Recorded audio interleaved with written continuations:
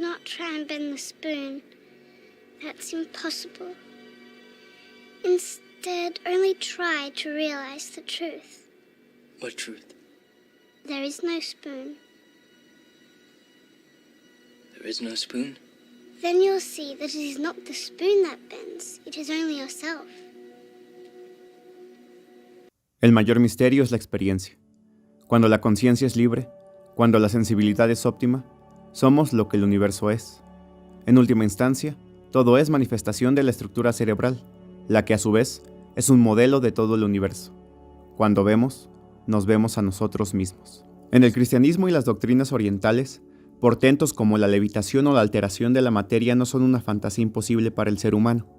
El mismo caso de Jesús es un ejemplo de esto, pero en la tradición del clero regular hay también santos que fueron capaces de hazañas sobrenaturales.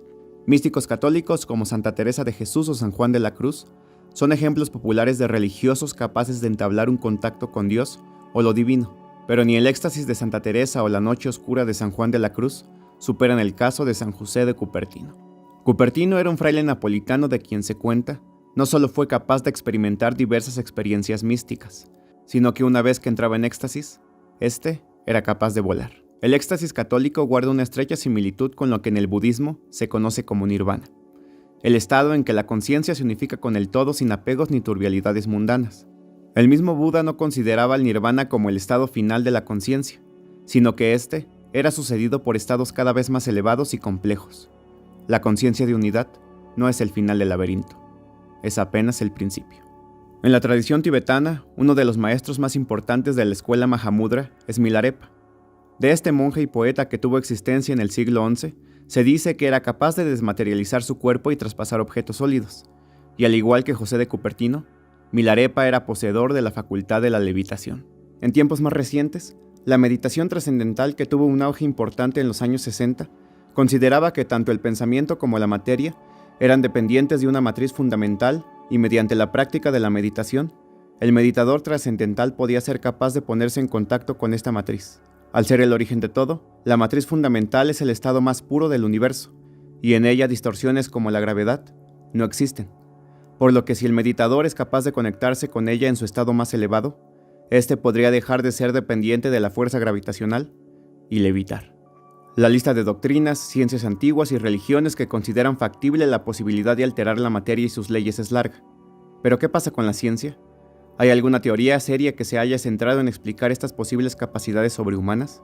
Pues sí la hay, y fue desarrollada por un científico mexicano con una bibliografía extensísima de más de 50 libros, investigador de la Universidad Nacional Autónoma de México y fundador del Instituto Nacional para el Estudio de la Conciencia. Estoy hablando del Dr. Jacobo Grinberg. Las inquietudes del Dr. Grinberg oscilaban en la interacción del cerebro humano y aquello que conocemos como realidad. Estaba interesado en explicar cómo es que la conciencia humana era capaz de percibir y producir el fenómeno de la experiencia. Para esto, Grinberg tuvo que salir de lo que Jung habría llamado el mito científico y apoyarse de diversas filosofías orientales, místicas como la Kabbalah judía, y hacer un extenso trabajo de campo investigando la cosmogonía de las varias tradiciones chamánicas a lo largo de la República Mexicana. Derivado de esta experiencia, el científico mexicano desarrolló su teoría sintérgica, y los fundamentos de esta guardan una estrecha relación con el argumento de Matrix.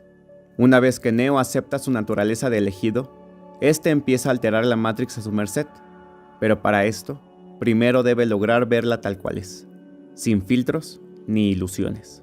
Grinberg propone que la realidad como la conocemos es tan solo el resultado final de una distorsión generada por nuestro propio cerebro. En Matrix, los seres humanos no son capaces de conocer ni siquiera el verdadero estado en el que se encuentra su cuerpo orgánico. Su conciencia es engañada por una simulación producto de un programa desarrollado por la superinteligencia de las máquinas, y para poder conocer la verdad, primero debían ser desconectados de este programa ilusorio. La Matrix ilusoria sería el equivalente a lo que el Dr. Grinberg llamó campo neuronal, y lo que podríamos identificar como el mundo real en Matrix, Grinberg denominó latiz. De hecho, el concepto de latiz fue recuperado por Grinberg de la mecánica cuántica, la cual consideraba al espacio dependiente de un enrejado informacional de múltiples dimensiones, sin zonas de discontinuidad y convergente en cada uno de sus puntos. Según la teoría sintérgica, el cerebro humano divide a la latiz conforme su capacidad de mimetizarla, y esta capacidad se ve limitada por nuestro nivel de conciencia. Siguiendo la hipótesis del científico, toda materia sería dependiente de esta latiz informacional, incluyendo por supuesto al mismo cuerpo humano y a su cerebro. Greenberg creía que el cerebro humano era la creación más elevada de la latiz, y no solo eso, sino que sus estructuras eran iguales, es decir, el cerebro humano estaba hecho a imagen y semejanza de la latiz. Las teorías del Dr. Jacobo Greenberg estaban fundamentadas tanto desde las tradiciones místicas como desde la neurociencia y la física. La sintergia es el nivel de coherencia informacional que se puede observar en determinado punto de la latiz. En su estado más puro, la latiz es libre de toda materia, toda ley y toda alteración, muy similar a lo que la meditación trascendental considera la matriz fundamental. Y la alteración de esta latiz deriva en una disminución de su sintergia, dando lugar a la aparición de la materia y a fenómenos como la fuerza de gravedad. En el estado más básico de la latiz, no solo la gravedad es inexistente, sino que también el tiempo. Verán, Greenberg asociaba la estructura fundamental de la latiz con la luz. Sobre esta relación, el científico mexicano escribió: la latiz en su estado básico es tan atemporal como la atemporalidad a la velocidad de la luz. Esta correspondencia parecería señalar que en realidad lo que llamamos velocidad de la luz corresponde al estado básico referencial de inmovilidad de la latiz misma. La constancia de la velocidad de la luz independientemente de la velocidad de quien la mide señala en la misma dirección. En otras palabras, parecería que en el universo la referencia de inmovilidad es la de la luz, a la que erróneamente consideramos en movimiento, cuando en realidad es la manifestación del estado básico de la latiz. Con respecto a esta referencia inmóvil, todo tiene un transcurrir, y a eso lo llamamos tiempo. Greenberg consideraba que tal cosa como el tiempo era una ilusión producto de un nivel de conciencia de menor sintergia, lo que se traduce como una distorsión de la estructura básica de la latiz, producto del campo neuronal. En su estado más puro, la latiz no comprende pasado, presente o futuro, aconteciendo todo en un constante aquí y ahora. Esto me recordó mucho a los efectos que tiene la dietilamida de ácido lisérgico sobre el cerebro humano. Esta aumenta las conexiones neuronales y la relación entre hemisferios y lóbulos cerebrales es tal que la región encargada de controlar la función del yo es suspendida para dar lugar a procesos más importantes y condensar la complejidad de todos los elementos que componen la experiencia. La percepción del tiempo es alterada, y este parecería transcurrir de forma más lenta. Pero para decir tal cosa como que la percepción del tiempo es alterada, primero debemos suponer que existe una percepción del tiempo correcta o normal, y tal cosa no existe. Incluso sin la necesidad de sustancias alteradoras de la conciencia, el tiempo no transcurre igual para la conciencia humana. En un estado de alerta, estrés o ansiedad, somos más conscientes del paso del tiempo que en un estado de relajación, creatividad o plenitud. El hemisferio izquierdo está más asociado con la temporalidad que el derecho, siendo este último más asociado con la experiencia holística y considerado por Greenberg como el hemisferio de mayor sintergia. La actividad del hemisferio derecho es mayor cuando dormimos o meditamos, y justamente, la meditación es otro de los pilares del pensamiento de Jacobo Greenberg, pues incluso, el doctor mexicano desarrolló su propia técnica de meditación.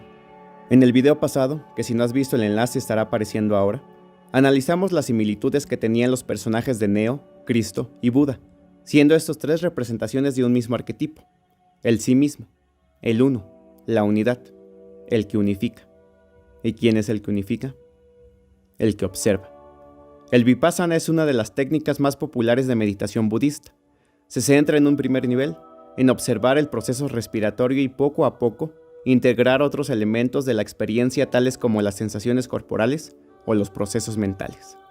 La meditación autoalusiva de Jacobo Greenberg sería algo así como el Vipassana, pero llevado a un nivel más complejo, observando simultáneamente varios de los elementos de la experiencia. Tanto en un nivel avanzado del Vipassana como de la meditación autoalusiva, la dicotomía mente-cuerpo, adentro-afuera y observador y observado, desaparece para que el meditador se haga consciente que lo interno es un reflejo de lo externo. De hecho, no hay tal cosa como adentro o afuera. No hay tal cosa como objeto de observación y observante. Es todo una red complejísima de causalidades dependientes entre sí. Llega un momento en que cuando puedes hacer una observación simultánea de todos los componentes de tu experiencia, sucede algo extrañísimo. Hay una especie de umbral que se atraviesa y te conectas contigo mismo. Pero ¿quién es el ti mismo con quien te conectas? No se puede describir porque está unificando todo aquello. De alguna manera la técnica de incorporar observación a la observación y de hacerla simultánea te hace llegar a un umbral en donde todas las concepciones que tenías de ti mismo desaparecen y te conectas con algo que está más allá de esas concepciones, pero mucho más cerca de ti mismo que nunca antes. Y te das cuenta además que ese ti mismo es inseparable de la totalidad. Decir esto es muy fácil. Lograrlo. Traten de prestarle atención a su respiración por media hora sin identificarse con alguno de sus pensamientos o emociones y se darán cuenta porque hay más gente tratando de ser millonaria que tratando de alcanzar la conciencia de unidad. Para el científico mexicano, términos como el nirvana, el éxtasis y la muerte del yo se referían todos a una sola cosa, y esta es la conciencia de unidad. El punto omega donde el campo neuronal funciona en total coherencia con la estructura básica de la latiz y por fin, vemos a la Matrix tal cual es. ¿Han oído a la gente religiosa decir que Dios está en todas partes pero no lo vemos? Pues es verdad. El Dios cristiano sería algo así como la representación religiosa de la latiz. Y no solo eso. En el taoísmo, el Tao también sería otra forma de entender a esta matriz fundamental de la cual todo depende. El Tao que puede ser expresado no es el verdadero Tao.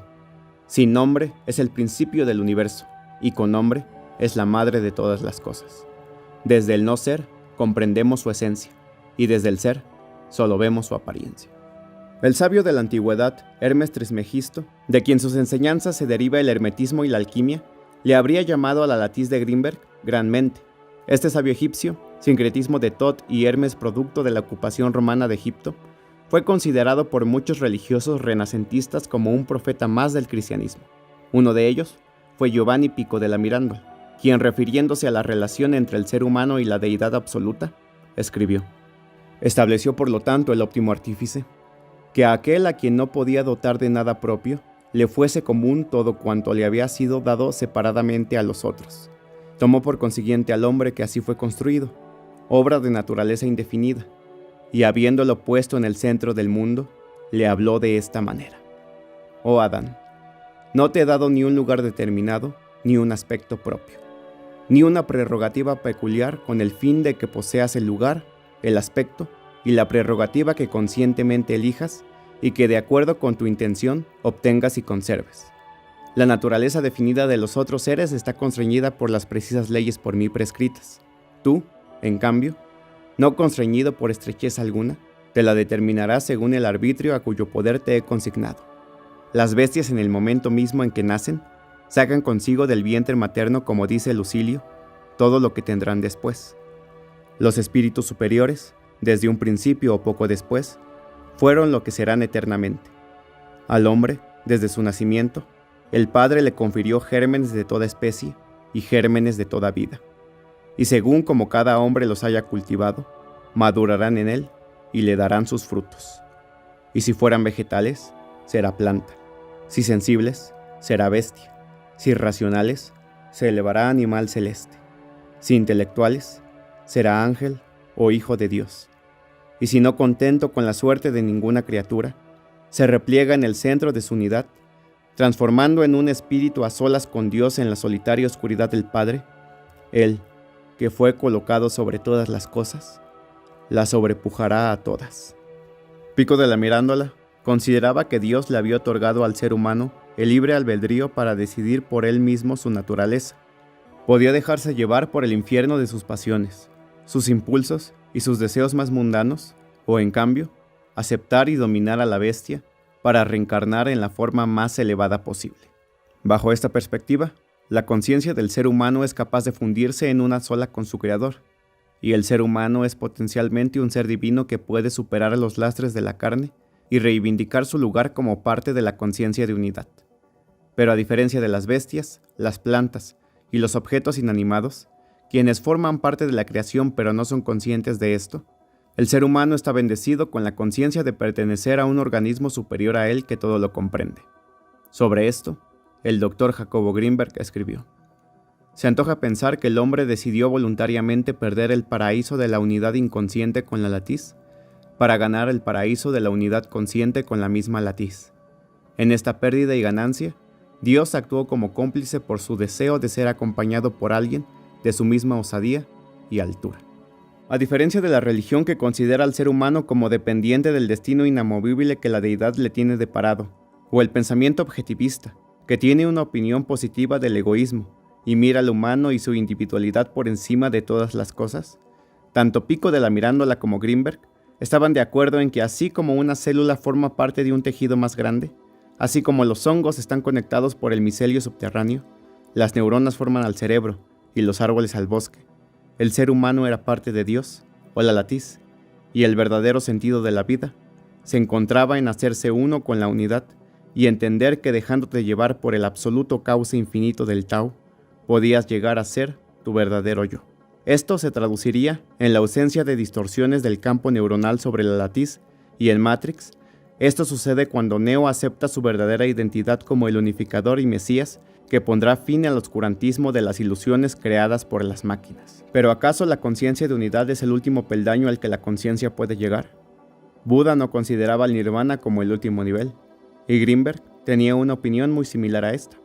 La conciencia de unidad no es el final del laberinto, es apenas el principio. Antes de Greenberg, solo el mito o el pensamiento mágico eran capaces de explicar las hazañas de San José de Cupertino y del poeta Milarepa, pero el neurólogo mexicano encontraría a alguien que le ayudaría a desarrollar su teoría sintérgica desde la trinchera científica. Vamos, yo soy un científico, yo tengo un laboratorio, estudio la actividad cerebral, la fisiología cerebral, y me invitaron a conocer a esta mujer Pachita y a sus operaciones. Y lo que yo vi ahí, en principio, contradecía todo concepto y todo conocimiento que yo tenía acerca de la realidad. Y a mí lo que me enseñó, esto que vi, que Salvador pues lo estaba describiendo y que yo fui testigo también de aquello, lo que me enseñó es que yo no puedo decir cuál es el límite de la capacidad humana. A partir de esa experiencia yo no me atrevo a decir el ser humano no puede hacer esto, el cerebro tiene tal límite en su potencialidad, sino que parecería que estamos dentro de un continuo extensísimo y no conocemos cuáles son los extremos de este continuo. Por ejemplo, Pachita es uno de los casos más asombrosos que yo pude atestiguar. Yo trabajé con ella varios meses. Pachita venía un paciente a verla, por ejemplo, alguien que tenía un problema pulmonar, y entonces si ella decidía, de alguna manera podía percibir directamente lo que le sucedía al paciente y lo que el paciente requería para mejorar. Si el paciente necesitaba, ella hacía una operación en donde extraía los pulmones enfermos e injertaba pulmones sanos. Ahora, esto es inconcebible. Vamos, la cirugía actual ya empieza a hacer este tipo de operaciones, pero la forma en la que Pachita hacía estas operaciones era con prácticamente las manos vacías. El único instrumento que utilizaba era un cuchillo de monte, muy burdo, muy grande, y además las operaciones eran realizadas en minutos. Era casi instantáneo, ¿no? Lo que se hacía. Me asombraba cada vez más de la inexistencia de pasos intermedios. Esto es, Pachita sacaba el pulmón enfermo, injertaba el otro pulmón y listo. De alguna manera todo quedaba arreglado, como si no hubiera necesidad de una serie de procesos que normalmente uno supone que deben de ocurrir para la interconexión de los órganos injertados. Y al preguntarle al Pachita qué pasaba, cómo es que hacía este portento, ella decía que el proceso simplemente ocurría así. No solamente operaciones de pulmón, sino de corazón, de cerebro, cosas verdaderamente extraordinarias, siempre tenían esta característica en donde parecería que Pachita estaba localizada como ser sentiente, como ser sensible, en un nivel de la realidad en donde lo que ella deseaba ocurría. Yo he tratado de explicar esto en muchas formas y la verdad es que no he tenido mucho éxito, y lo último que he pensado, que le voy a platicar, es lo que más se acerca, de acuerdo con mis ideas, a un posible entendimiento de lo que sucedía. Decía antes que el cerebro, al interactuar con este campo informacional preespacial, como resultante final, crea la realidad perceptual. Ahora, lo que yo he pensado es que esta realidad que se crea, que es el producto final de un proceso cerebral, una vez creada, tiene una existencia real. Esto es, lo que estamos viendo, los colores, las formas, existen en el nivel en este nivel que estoy mencionando. O sea, son al mismo tiempo un producto final de un procesamiento, pero ya que está esto, tienen existencia real. Pero existen como conciencia. No existen como materia, sino existen como conciencia. De acuerdo con esta idea, Pachita estaba localizada en esta conciencia directamente, ya en la creación. Ya no había proceso. Y las leyes de esta conciencia, que llamamos mundo, que llamamos objetos, que en realidad es pura conciencia, de alguna manera ya las manejaba. Y en este nivel no hay pasos intermedios, puesto que todo es conciencia, puesto que aún los objetos que percibimos son, esta resultante final, son parte de la conciencia. Entonces, si uno está totalmente localizado ahí, si uno no tiene ninguna duda acerca de que la realidad es ese nivel, entonces uno simplemente funciona en ese nivel con las leyes de ese nivel. La experiencia de Grinberg trabajando al lado de Pachita puede ser encontrada en el volumen 3 de su estudio Los chamanes en México y en sus tomos Pachita y Cuauhtemotzin de las manifestaciones del ser. Los portentos naturales que era capaz de hacer Pachita, materializar órganos y operar enfermos sin necesidad de un quirófano sofisticado, no solo fueron registrados por Jacobo. Alejandro Jodorowsky y el psicólogo estadounidense Stanley Krippner darían testimonios muy parecidos a los de Grinberg sobre las habilidades de Pachita. En su última edición de la teoría sintérgica, Grinberg explora una explicación seria de los portentos de Pachita, considerando que ésta era capaz de generar un campo neuronal de total coherencia con la latiz y, por tanto, para Pachita la relación tiempo y espacio era percibida de forma distinta a la de un ser humano con una conciencia común. Nuestra capacidad temporal de distorsionar la latiz es generalmente efímera. Cada 50 milésimas de segundo creamos una imagen visual que no permanece estática, sino que desaparece para dar lugar a una siguiente imagen que se funde con la primera a través de lo que don Juan Matus llamaba pegamento de la realidad, dándonos así la ilusión de continuidad. Lo mismo acontece con los sonidos, los cuales se funden unos con otros en un continuo proceso de creación y muerte. Cabría hacer la pregunta, ¿qué pasaría si pudiéramos expandir la duración de un percepto visual? Se antoja pensar que en ese caso lograríamos materializar los objetos creados por nuestro funcionamiento cerebral. En otras palabras, fijaríamos las distorsiones de la latiz dadas por la interacción con nuestro campo neuronal. Que esta posibilidad pueda ser realizada, no me cabe la menor duda. De hecho, algunos de los chamanes mexicanos, tales como Pachita, eran capaces de materializar objetos y aún órganos biológicos. En la permanencia de la percepción sensorial y del pensamiento, se encontraba la clave para terminar de explicar las capacidades sobrenaturales de Pachita, y su relación con la física, el concepto de la luz y el tiempo eran ya vislumbradas por el científico mexicano.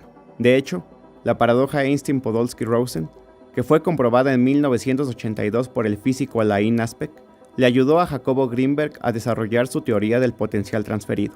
Grinberg creía que así como dos partículas que interactuaron en el pasado quedan entrelazadas, y un cambio estructural en una afecta también a la otra, no importando la distancia en que se encuentren, los cerebros humanos quedan entrelazados cuando su campo neuronal interactúa en circunstancias de alta sinergia, cuando dos personas meditan juntas, por ejemplo, y al entrelazarse de esta forma, el potencial transferido entre cerebros humanos, es decir, la telepatía, no era una fantasía, sino una realidad. Grinberg creía que así como cuando dos ondas de agua chocan dan lugar a un tercer patrón de ondas, la interacción entre los campos neuronales daba lugar a lo que él denominaba hipercampo, algo así como el inconsciente colectivo de Jung, pero desde una perspectiva neurocientífica. Grinberg realizaría en 1994 un experimento donde su teoría del potencial transferido quedaría comprobada. Conectándose telepáticamente con un colega de la India, Jacobo viajaría a aquel país el 8 de diciembre de 1994 para dejar listos los preparativos previos al experimento y regresar a México a realizar la conexión. Sin embargo, el doctor Jacobo Grinberg jamás tomaría tal vuelo y desaparecería de la faz de la Tierra junto con los avances de su teoría de potencial transferido y otras tesis. Sobre la desaparición de Jacobo Grinberg, no diré más al respecto, pues las hipótesis sobre su paradero son lo que más abunda en Internet, y el halo misterioso que encierra la vida, obra y desaparición del doctor mexicano acaparan todos los medios en donde se habla de él, pero sus lúcidas teorías e hipótesis sobre la conciencia humana quedan relegadas en segundo plano. Hace poco se estrenó el documental del cineasta Ida Cuellar llamado El secreto del Dr. Grinberg, donde se logró un contacto con el encargado de investigar la desaparición del doctor. El comandante Clemente Padilla tenía pruebas suficientes para demostrar que Grinberg había sido secuestrado por elementos encubiertos de la CIA y se encontraba recluido en la ciudad de Boulder, en Boston. Años después, se desclasificaron documentos secretos de la CIA sobre experimentos de telepatía que ésta realizaba, y el nombre del Dr. Jacobo Grinberg aparece dentro de dichos informes clasificados. El paradero y desenlace del lúcido doctor mexicano sigue siendo un misterio sin resolver, y aunque en su momento las teorías de Grinberg no eran consideradas serias por la academia, conceptos que Jacobo incorporó al estudio de la neurociencia y otros tantos que rescató de la mística y culturas antiguas han sido poco a poco aceptados por el canon científico. A alguien tan adelantado a su tiempo, solo el tiempo le dará la razón. Considero que el aporte más grande que Jacobo le hizo al mundo fue haber superado los límites de la ciencia para explicar eso que ningún mito, escuela o lenguaje son capaces de contener, a pesar de que sus colegas lo miraran por debajo de los hombros. Bueno, primero, no entiendo por qué alguien se toma el atributo de juzgar el entendimiento de los otros. O sea, es muy extraño. Pico de la Mirandola escribió algo muy digno de citar para una situación como esta. Es verdaderamente de mente angosta encerrarse en una sola escuela, sea ella la del pórtico, sea la academia. Giovanni Pico de la Mirandola fue envenenado por la Iglesia Católica, pues su concepción de Dios no era muy del agrado del clero. Que no nos sorprenda que el hombre, siendo su propio verdugo y velando por sus intereses, condene a todo aquel que quiera ofrecerle al mundo el fruto del conocimiento. Si consideras que las teorías del Dr. Jacobo Grinberg son simples para ciencias sin fundamento alguno, está bien, pero si algo es incuestionable de hacer al conocer el trabajo del científico mexicano, es preguntarnos hacia dónde apunta realmente el sendero de la evolución humana. Es que la inteligencia artificial, los sistemas y mecanismos de sistematización de tareas aplicados a la industria, los dispositivos digitales o los viajes interespaciales son realmente evolución? ¿Es acaso toda esta parafernalia realmente necesaria? ¿O es que los lastres que dejó el padre Caín, al enfocarse en lo visible, contable y medible, jamás fueron superados?